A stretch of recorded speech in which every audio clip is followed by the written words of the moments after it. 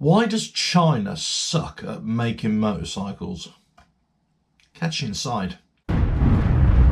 RevelatorAlf. Hello, welcome to RevelatorAlf. Hope you're enjoying the channel and the series of videos. Don't forget to subscribe, like and share, and check out the website RevelatorAlf.com. So in this video I'm talking about China and why are they so bad at making motorcycles. Well, that is the perception still widely regarded around the world in many ways. They are seen as very cheap, small displacement engines, little commuter bikes that are only good for the Chinese market and nowhere else. Well, let's just dig into the facts. Last year, China sold over 17 million motorcycles, and a small fraction of that was to the export market. There are over 200 motorcycle companies in China alone, and most of this is heavily regulated within the provinces of China. But there are a few really big brands, and the biggest of all, Chanjiang, sold over 2 million motorcycles. But they have been hit by internal regulations and restrictions that are affecting the use of motorcycles within densely populated urban areas. So they're actually still selling millions of motorcycles per year, new motorcycles, but certainly not to what they were, let's say, 5 years ago. And the export market has been severely hit as well. Now, if we load on top of that the accusations about the pandemic and all the other issues surrounding China, then that's severely affected exports as well to many other countries. Now, let's just get down to the motorcycles, shall we? Why are they perceived as being so bad? Well, here in the UK, they were always seen as a cheap imitation, not very good. Parts were just non-existent. And basically, you were just throwing your money down the drain. In fact, many people could say the same thing about the Japanese brands when they were first seen in this country, at least, as being cheap imitations, or at least that they'd stolen a lot of ideas or used a lot of the ideas from the Western companies into their own motorcycles, but they just started to do it a lot better. And this is how people are regarding the Chinese motorcycle manufacturers as well. However, in recent years, the parts are definitely more available. They're more widely available from online resources. You can just buy a motorcycle from Amazon or from any online dealer, and it can be delivered directly to your door.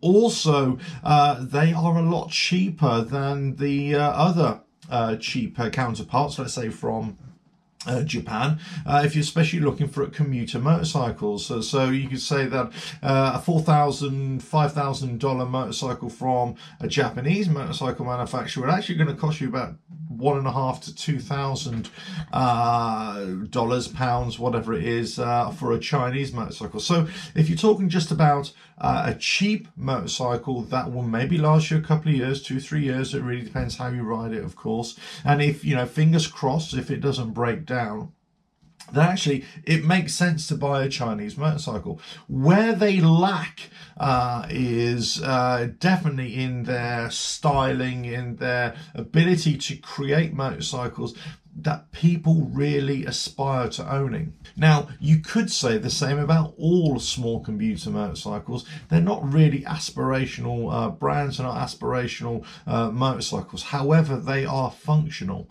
and that is possibly all that really matters. Now, here in the UK, Chinese motorcycles are available under Western trading names like Lexmoto, Sinis, Zontas, Kiway, so on and so forth. So they are available, and actually in recent years they've got really quite good. Kiway Assault 125, the all-terrain adventure bike, is a really good motorcycle. If we look at Lexmoto, the Assault 125, another fine example, very capable. The DSR 125 Enduros are also very capable as well. So there are lots of motorcycles now that the Chinese are starting to produce that are actually looking really good, and they are very capable as well. And they're appealing to the younger rider, and they're appealing to the cash-strapped younger rider as well. They're going to get you to where you need to get to. The build quality is a lot better. The parts availability is a lot better. These bikes can be delivered direct to your door, so hassle-free. They usually come with decent warranty packages. So all in all, it's not a bad buy at all. But why do we still think that Chinese motorcycles are just not very good? Well, actually, a lot of this is down to bias. A lot of this is down to maybe how we once thought about them. But now they are producing decent motorcycles, certainly in the entry-level market, certainly in the short-distance commuter market, especially for urban motorcycles and scooters.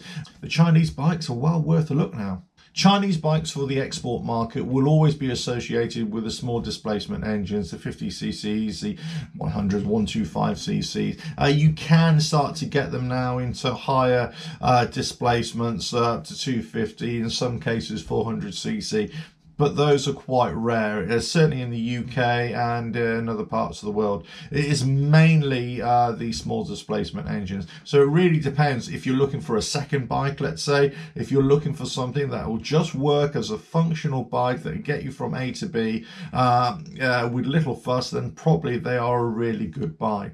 Let's say you can buy these on Amazon nowadays. So it's, it's well worth having a look at. It's well worth you in taking the time to weigh up whether it's going to be a good buy for you. Certainly on paper, in terms of how much you will pay, they look good value for money. The question now is, can Chinese manufacturers last the test of time outside of their domestic market? Will more restrictions be imposed? And what will the global pandemic mean for Chinese sales and Chinese manufacturing as a whole?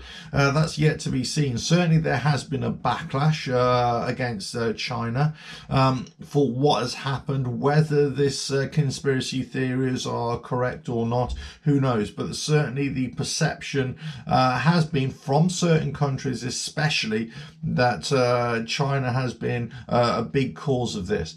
But in terms of manufacturing, they're still very strong, of course. We kind of demand all our products from Chinese manufacturers, and also the motorcycle sales will be more and more relevant in future years to come, especially if we are looking at cheaper alternatives and cheaper modes of transport. This is where they can really challenge the other manufacturers, let's say the Japanese, who produce cheap entry-level motorcycles as well, and also the Indian motorcycle manufacturers, Royal Enfield, Hero, TVS, and Bajaj, of course, and also Mahindra, who are also strong players in that market. They're all producing small displacement engines, and they're also starting to grow in their engine sizes as well. And they're all producing them at a very cheap unit price. That's good for me, and obviously that's good for them.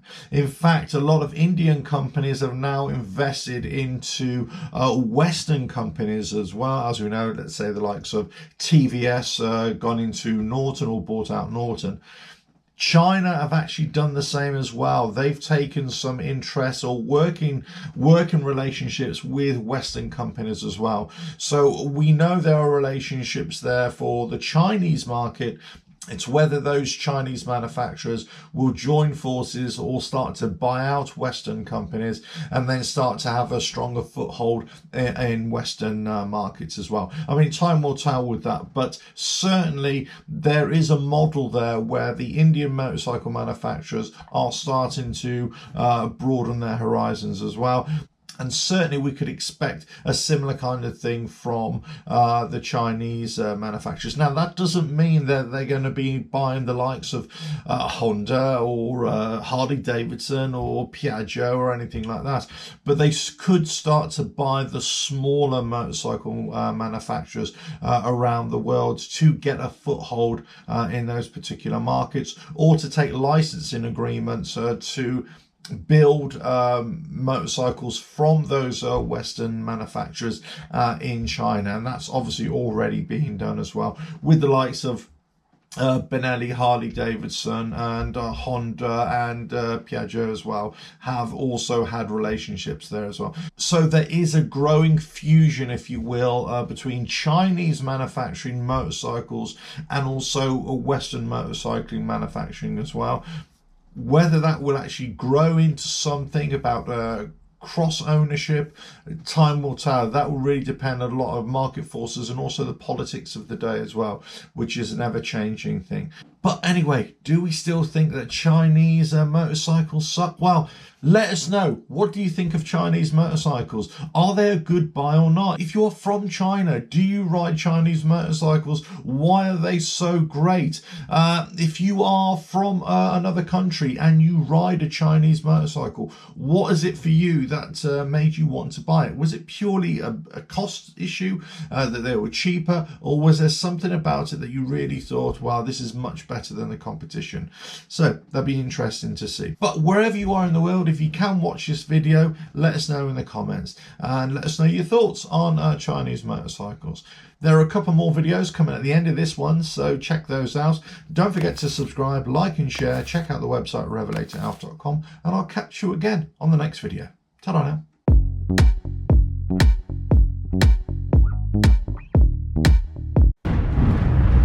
RevelatorAlf.